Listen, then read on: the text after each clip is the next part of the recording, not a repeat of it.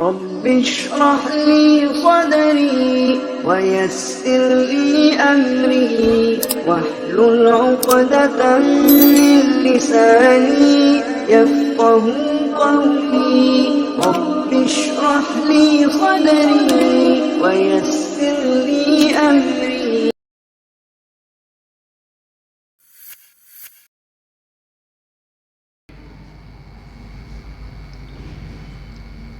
मोहतरम भाइयों, बुजुर्गों, माँ और बहनों,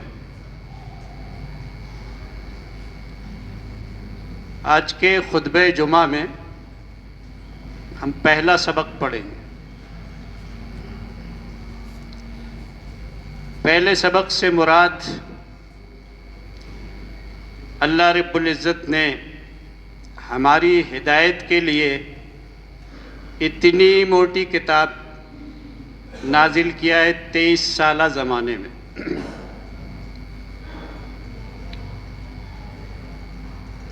जिसके 30 पारे रब ने हुक्म दिया हुआ है कि कुरान को जब कभी भी जहाँ कहीं से भी पढ़ो तो इस पहले सबक को पढ़ लिया करो।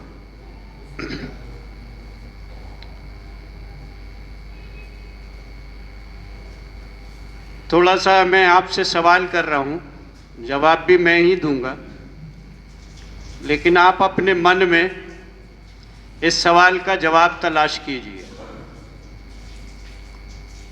वो सवाल ये है कि रब ने अपनी इस किताब को पढ़ने के लिए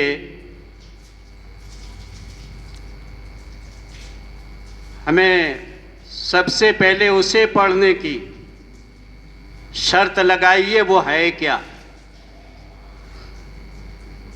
जवाब भी ढूंढ के रखिए, फिर अंदाज़ा करेंगे आप कि वो आखिरी किताब जो सारे जहान के इंसानों की हिदायत के लिए नाजिल की गई है, हम उस किताब का कितना हक अदा कर रहे हैं। हर एक ने अपने अपने तौर पर अपने मन में जवाब तलाश कर लिया होगा। अब आपका जवाब गलत है या सही, मैं उसका करेक्शन कर रहा हूँ। ये पहला सबक अजीम तरीन दुआ है और उस दुआ को हम रस्मन पढ़ते हैं। उसमें है क्या ये हमें मालूम नहीं होता है,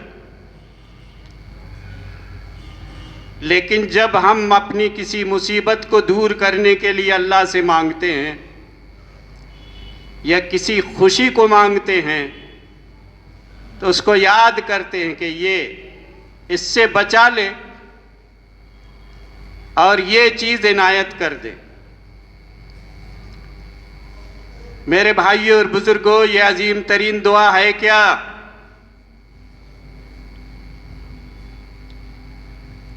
वालिदैन अपनी औलाद से बेपनाह प्यार करते हैं। उनके प्यार की मिसाल नहीं मौजूद होती है। मिसाल के तौर पर औलाद भोपाल से इंदौर का सफ़र करे तो उनको क्या क्या भलाइयाँ मिलेंगी, क्या क्या फ़ायदे मिलेंगे, वो तो बताएंगे। लेकिन इंदौर जाते हुए औलाद को किन चीज़ों से नुकसान पहुंच सकता है उसका जिक्र ज़रूर करेंगे। अगर समझदार और बाशऊर माँ बाप हैं तो बेटा फला नुकसान है, अगर उससे बच गए तो पहुंच जाओगे इंदौर, और अगर उससे नहीं बचे तो इंदौर पहुंचना तुम्हारा मुश्किल है।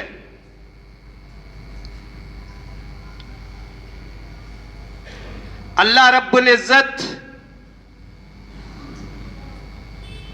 सारी जहान के माओं का प्यार, सारे जहान के बाप का प्यार, सारे जानदारों की माओं का प्यार जमा करो,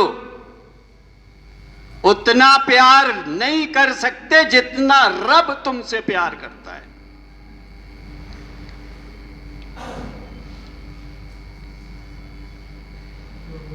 इंसान को अल्लाह रब्बुल इज्जत ने जन्नत में रखा था, आदम और हव्वा को शैतान के बहकावे में दुनिया में भेज दिए गए।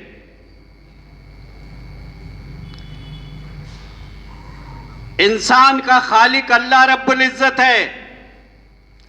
वो इस इंसान की कमजोरियों को जानता था, इसको कहां से ठोकर लगेगी, इसको नुकसान कहां से पहुंचेगा।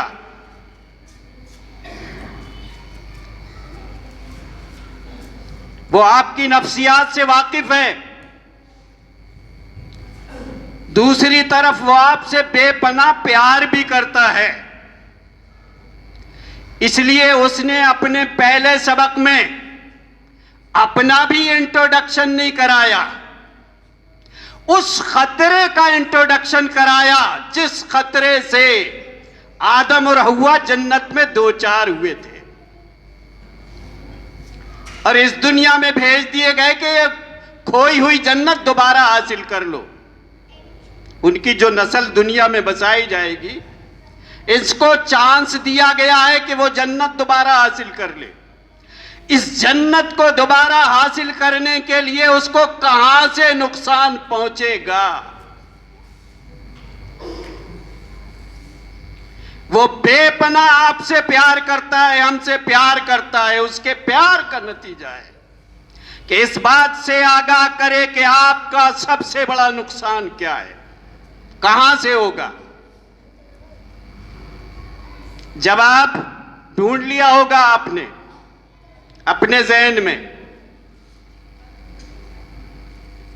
नहीं ढूंढा है, फेल हो गए उस जवाब में और कुरान का हक अदा नहीं कर रहे हो, उससे हमारी दिलचस्पियां नहीं हैं।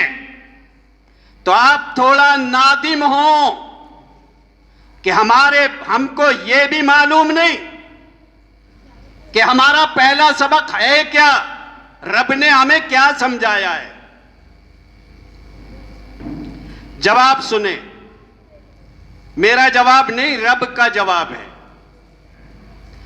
फैज़ा क़रअतल क़ुरआन फस्तइज़ बिल्लाहि मिनश शैतानिर रजीम। जब कभी तुम कुरान को पढ़ो, मैंने हुक्म लगा दिया है, शर्त लगा दिया है, इस दुआ को जरूर पढ़ना। कहीं से भी पढ़ो, किसी भी वक्त पढ़ो, लेकिन इस दुआ को जरूर पढ़ना।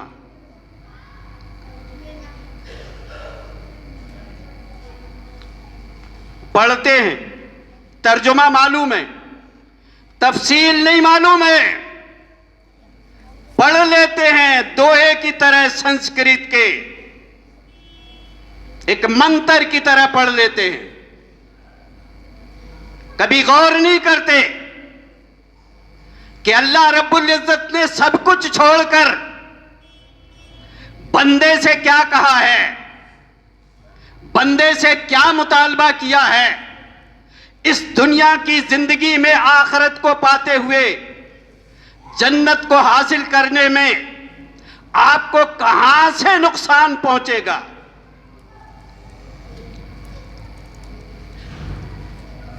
काबिल तवज्जो सवाल है।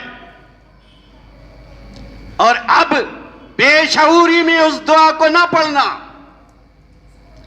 अल्लाह रब्बुल इज्जत गोया इस अंदाज से कह रहा है, होशियार, खबरदार, अभी नमाज का हुक्म नहीं है, ज़कात का हुक्म नहीं है, रोजे का हुक्म नहीं है, नेकियों का जिक्र नहीं है। दीन नाम है नेकियों का, दूसरी तरफ बुराइयों से बचने का। और अल्लाह की हिकमत यह है, उसके कलाम की तरतीब बताती है। अल्लाह रब्बुल इज्जत तुम्हारी कमजोरियों को जानता था, तुम्हारी कमजोरी को सामने रखकर कहां से तुमको ठोकर लगेगी, पहले उसका जिक्र कर। अभी भी नहीं जवाब मिला।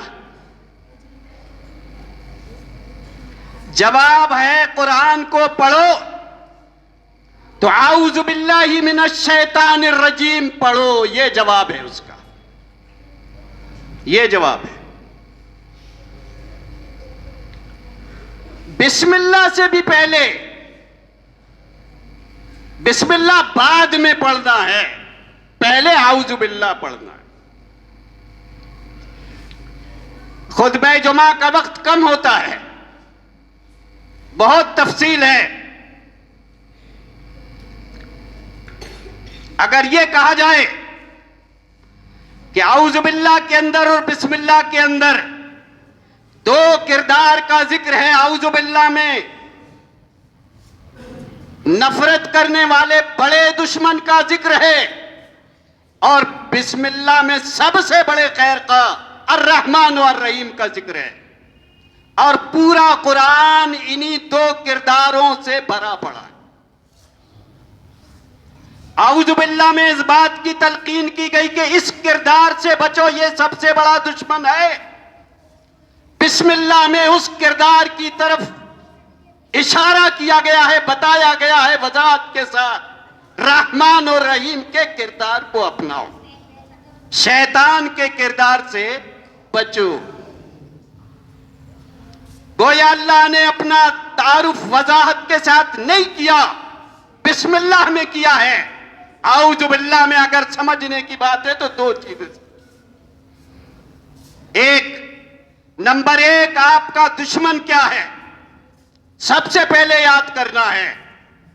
इसका फलसफा और हिकमत भी यही है।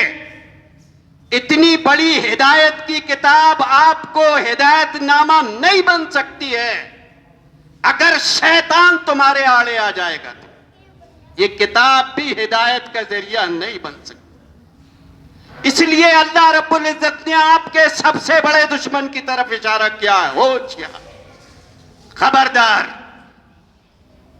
और जानते हैं ये दुश्मन सबसे बड़ा दुश्मन है, इन्नहु लकुम अदुव्वुम मुबीन, उससे बड़ा दुश्मन कोई है नहीं। ये बड़ा दुश्मन कैसा है? दुनिया का कोई दुश्मन आपको कितना नुकसान पहुंचाएगा?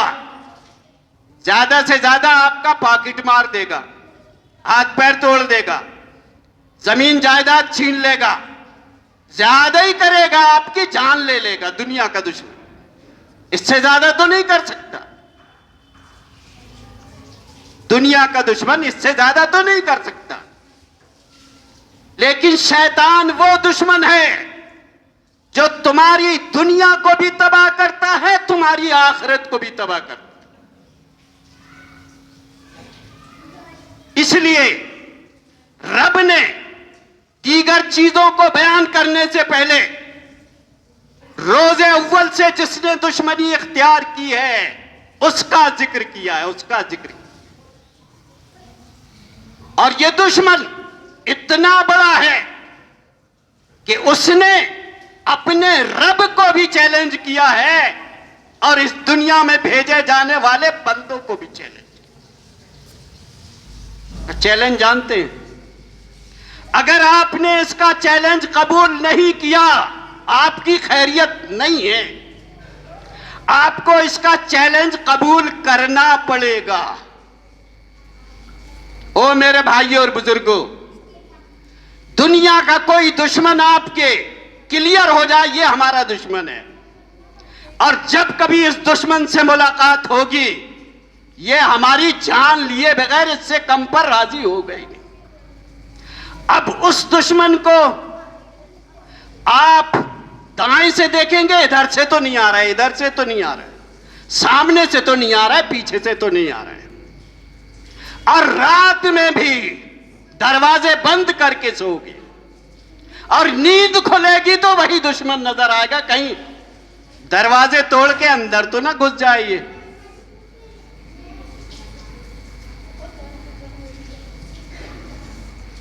दुनिया के दुश्मन के बारे में इतने सतर्क, इतने होशियार। अल्लाह ने जिस दुश्मन के बारे में पहले सबक के तौर पर हमें सतर्क किया है, उस दुश्मन के लिए हमारे पास है क्या? और ये दुश्मन बहुत ताकतवर है, बहुत बड़ा आलिम भी है। उसने चैलेंज किया है रब को, आपको ही नहीं, रब को भी चैलेंज किया है। और कैसे चैलेंज किया है? फबिइज्जते का लाउग़वियन्नहुम अजमईन, रब तेरी इज्जत की कसम खा के कहता हूं मैं। कैसे चैलेंज किया है? रब तेरी इज्जत की कसम खा के कहता हूं, ये जो मखलूक पैदा किया है मैं उनको गुमराह करूंगा, दाएं से बाएं से, आगे से पीछे से। इस दुश्मन को भुलाया जा सकता है? यह दुश्मन इंसान की रगों में खून की तरह दौड़ता है, इंसानों के दिमाग में शामिल होकर इंसान को शैतान बना देता है। हमारी जिम्मेदारी नहीं बनती कि हम इस दुश्मन के बारे में सबसे पहले आगाह हों। और मेरे रब का क्या कहना है? उसने अपने पैगंबर से कहलवाया, खुद भी बचो और अपनी औलाद को भी बचाओ। और औलाद की बाबत इतना सतर्क, कितना होशियार। 2 लड़का लड़कियों की शादी हुई, कहा जब दोनों करीब हो, मुमकिन है उसी रात या उसके बाद तुम्हें कोई औलाद मिले, तो इस संपर्क को, इस जिंदगी को शुरू करने से पहले तुम्हारे पीछे कोई औलाद आने वाली है। कहा जन्निबना शैतान मा रज़क़तना, अल्लाह जो औलाद दे उसको इस शैतान के शर से बचा लेना। ये मां बाप की जिम्मेदारी है। रब इतना समझदार होशियार है, उसने मां बाप को वार्निंग दी है, तुम पर कौन सी जिम्मेदारी है। कितने लोग हैं जो अपनी औलाद की तरबियत में इस बात का ध्यान रखते हैं कि हम अपनी औलाद को शैतान से बचाएं। तो मेरे भाई और बुजुर्गों, अर्ज में यह कर रहा था कि शैतान बहुत बड़ा दुश्मन है, इंसान की बस के बाहर है उसका मुकाबला कर सके। इस शैतान के बारे में हम गफलत कर सकते हैं, लापरवाही कर सकते हैं। लापरवाही करोगे, उसका चैलेंज कबूल नहीं करोगे, शैतान से नहीं बच सकते। अब सवाल होगा, रब तूने दुश्मन तो बता दिया और हकीकत है आदम और हव्वा को जन्नत से निकाला था, वहां पर एक शजरे ममनुआ था, इस दरख्त के पास मत जाना। और ये दुनिया में तो सैकड़ों हजारों शजरे ममनुआ हैं। शजरे ममनुआ जिस दरख्त का फल खाना, मतलब बुराई से बचना, बुराइयों से बचना। वहां एक दरख्त था शजरे ममनुआ, यहां सैकड़ों हजारे दरख्त हैं जिनके पास जाने से शरीयत मना करती है। किस किस दरख्त से बचोगे, कैसे बचोगे? कभी गौर भी किया रब के इस पहले सबक के बारे में? अल्लाहु अकबर, ये रब ही था, ये प्यार करने वाला रब है जिसने तुम्हें पहले सबक में वार्निंग दी है। रब इतना बड़ा दुश्मन है और बड़ा जानकार, बड़ा होशियार, बड़ा चालबाज, और इसकी इंतहा यह है कि इसकी इंसान की दुनिया भी तबाह करेगा, आखिरत भी तबाह करेगा। और जिसकी आखिरत तबाह हो गई उसके पास बचा क्या दुनिया का? ढेर है। अगर वो इंसान ना होता, मिट्टी का ढेर होता तो बेहतर था। अगर हम शैतान के फरेब में आ गए तो, और उसने घसीट कर हमें जहन्नम में ले गया, तो हमसे बेहतर जानवर, मिट्टी बेहतर है।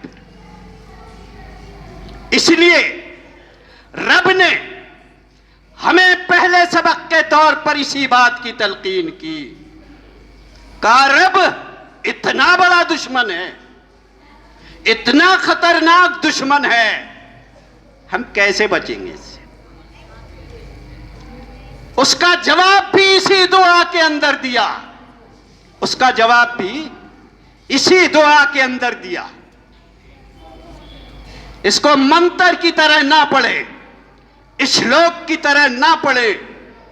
आप सैकड़ों किस्म की दुआएं करते हैं, कुरान जैसी हिदायत देने वाली किताब को बिस्मिल्लाह पढ़ने से पहले इस दुआ को पढ़ना है। हमें मालूम ही नहीं कि दुआ है। और यह दुआ उस जमाने से है जिस जमाने से इंसान पैदा किया गया है। आखिरी रसूल पर यह अरबी जुबान में आऊज़ु बिल्लाहि मिनश शैतानिर रजीम की शक्ल में। अब जरा सा इस सवाल का जवाब, रब इस बड़े दुश्मन से हम कैसे बचेंगे? इस बड़े दुश्मन से हम कैसे बचेंगे? हमारे अंदर कुव्वत ही नहीं है बच जाए।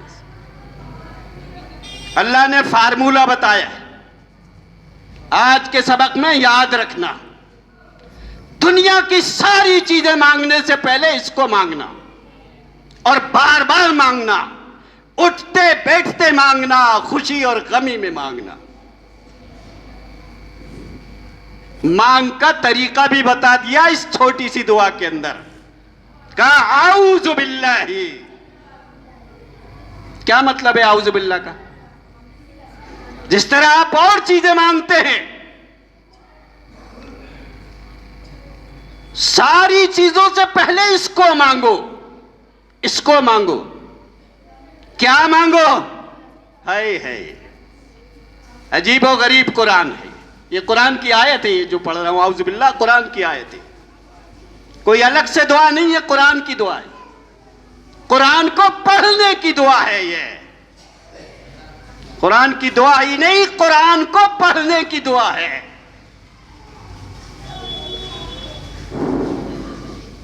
दुआ में क्या मग़ज़ भरा है, क्या खूबी है इस दुआ के अंदर। अल्लाह मुझे कुव्वत दे, मुझे हिम्मत दे, मुझे जुर्रत दे इस बात की कि शैतान का मुकाबला कर सको। इसको दिल से मांगते भी हो कभी? इस दुआ को इन जज्बात के साथ मांगते भी हो? इन जज्बात के साथ यह दुआ पढ़नी है, मंत्र की तरह नहीं पढ़नी। और याद रहे, जिसने इस दुआ के जरिए से रब की पनाह मांग ली और जिसको रब की पनाह मिल गई, उसका तो बेड़ा ही पार है, उसका तो बेड़ा ही पार है। यहां से बच गए तो रब तो मिल रही है। ये रब के पास जाने से इंसान को रोकता है। सबसे बड़ी रुकावट है रब तक पहुंचने की, सबसे बड़ी रुकावट है। ये नहीं चाहता ये अल्लाह के बंदे रब की तरफ जाएं। इसने रब के तरफ जाने के रास्ते में डेरे डाला हुआ है, डेरा डाला हुआ है। अपने हालियों मालियों के साथ, अपनी जुर्रियत के साथ। अकेला नहीं है, उसकी जुर्रियत भी है, इंसानों में भी और शयातीन में भी। छोटा मोटा नहीं है आपका मुकाबला, बहुत बड़ा है, बहुत बड़ा है। इसलिए यह बात तौहीद की समझ लो इसी सबक के अंदर। जब तक आपको अल्लाह की तरफ से शैतान से बचने की पनाह नहीं मिलेगी, आपको दुनिया में कोई पनाह नहीं दे सकता शैतान से बचाने के लिए। शैतान से बचाने के लिए कोई पनाह नहीं दे सकता, उसके अंदर ताकत ही नहीं, उसके अंदर हिम्मत ही नहीं।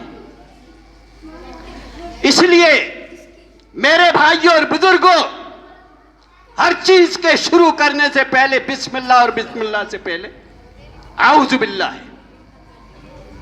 आऊज़ु बिल्लाह की खुसूसियत यह है, अल्लाह से मांगो ये।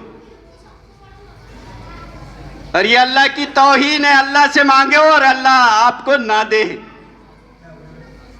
ये अल्लाह की बेइज्जती है ये, कि बंदा अपने परवरदिगार से मांगे जन्नत और जवाब में तुम्हें जहन्नम दे दे।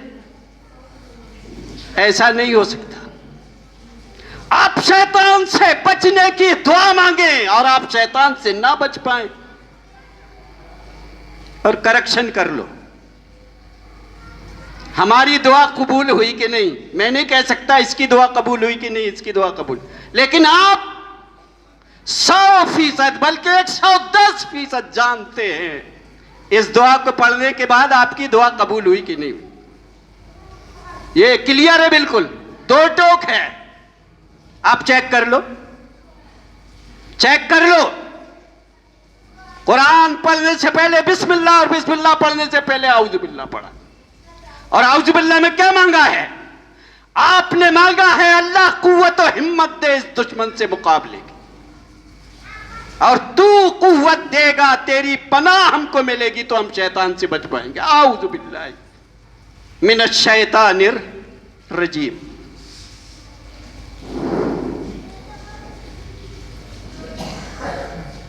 कैसे चेक करेंगे? आपने दुआ मांगी, 1000 मर्तबा मांगते हो, बच्चों ने भी मांगी, जवानों में ने भी मांगी, बूढ़ों ने भी मांगी, माओं ने भी मांगी, बहनों ने भी मांगी। फार्मूला सुन लो, आपकी दुआ कबूल हुई कि नहीं। कोई मुश्किल काम नहीं है, कोई गैब की बात नहीं है, कबूल हुई कि नहीं हुई। देख लो इस दुआ को मांगने के बाद शैतान करता क्या है? भलाइयां करने से रोकता है, बुराइयों पे आमादा करता है। अब थोड़ा सा असल में मिसाल से समझना पड़ेगा तो जल्दी समझ में आ जाएगा। 5 वक्त की नमाजें फर्ज हैं, इसका किसी का कोई इख्तिलाफ नहीं है। अब जो नहीं पढ़ता वो चेक कर ले, शैतान ने उसको अपने कब्जे में ले लिया है।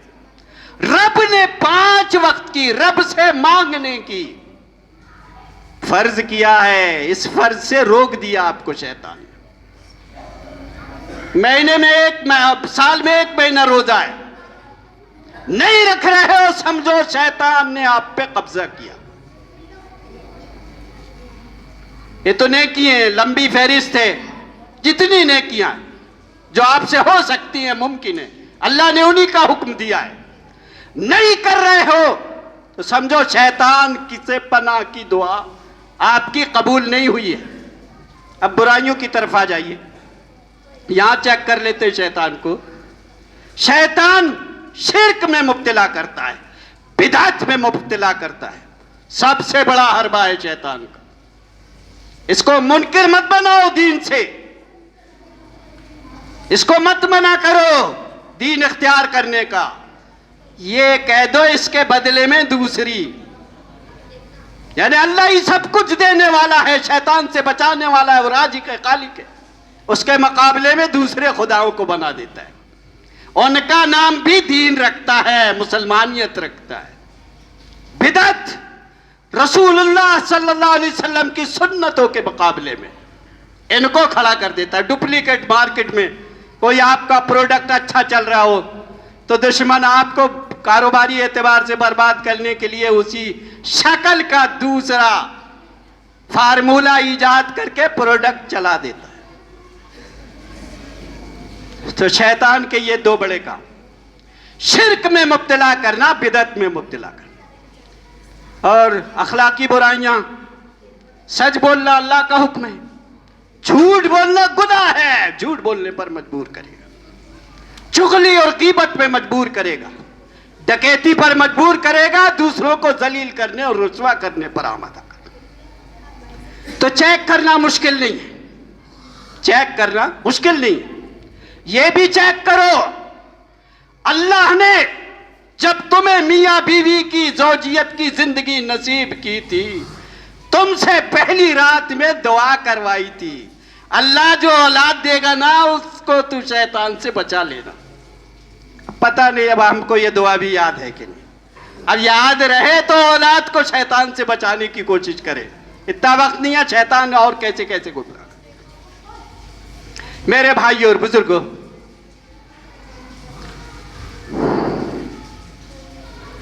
आज के खुतबे जुमा का ये पहला सबक है, पहला सबक है। इस सबक को, ये सबक नहीं है। जब बंदे ने अपनी नाचारगी, अपनी मजबूरी, अपनी कमजोरी का इजहार किया, अल्लाह ये इतना बड़ा है, आदम और हव्वा को इसने नहीं छोड़ा है जी। हमारे जद्दे अमजद आदम और हमारी मां को नहीं छोड़ा है इसने, क्या हमको छोड़ देगा यहां? और वहां तो एक दरख्त शजरे ममनुआ था, यहां हरामों कारियों की दुकान है दुनिया। सैकड़ों हजार शजरे ममनुआ हैं और इतना बड़ा दुश्मन है, हमारे साथ हमारा नफ्स भी लगा है, हम कैसे बचेंगे? तो अल्लाह ने दुआ की शक्ल में जवाब दिया है। इसको याद रखिए, अल्लाह की आपकी मजबूरियों को अल्लाह ने पहचान कर, जानकर आपसे कहा ऐसे बचोगे, ऐसे ऐसे बचोगे, ऐसे। ये दुआ अजीम तरीन दुआ है, इस दुआ को दिल से पढ़ो, अल्लाह कबूल करेगा, हमें महरूम नहीं करेगा अपनी दुआओं से। इसलिए मेरे भाइयों और बुजुर्गों, इस दुआ को पढ़ते हुए अल्लाह हमें हिम्मत दे दे, हमें कुव्वत दे दे, हमें ताकत दे दे, हमें एनर्जी दे दे, इसका मुकाबला कर सके। और अगर इसका मुकाबला नहीं कर पाए तो हमारे लिए जहन्नम है, हम जन्नत के हकदार नहीं बन सकते हैं। इस गहराई के साथ मांगे, मांगेंगे तो मिलेगा, मांगेंगे तो मिलेगा, मांगने जैसा मांगेंगे तो मिलेगी। इस दुआ की कबूलियत में कोई कमी नहीं हो सकती है। परवरदिगार आलम से दुआ है, तफसील बहुत है, इसी पर इक्तफा करता हूं। और मैं समझता हूं कि अल्लाह के फजल करम से ये जो सबक है, हमारा पहला सबक बिल्कुल इब्तिदाई है, सब कुछ उसके बाद है। ये पहला सबक है, ये पहले सबक को दुआ की शक्ल में मांगना, अपने रब से गिड़गिड़ा के मांगना चाहिए, रो रो के मांगना चाहिए। अल्लाह तेरी पनाह नहीं मिली तो ये छोड़ेगा नहीं, हमें कहीं का नहीं रहने देगा। औज़ु बिल्लाहि मिनश शैतानिर रजीम। आमीन। आखिर दावाना अनिल हम्दुलिल्लाहि रब्बिल आलमीन।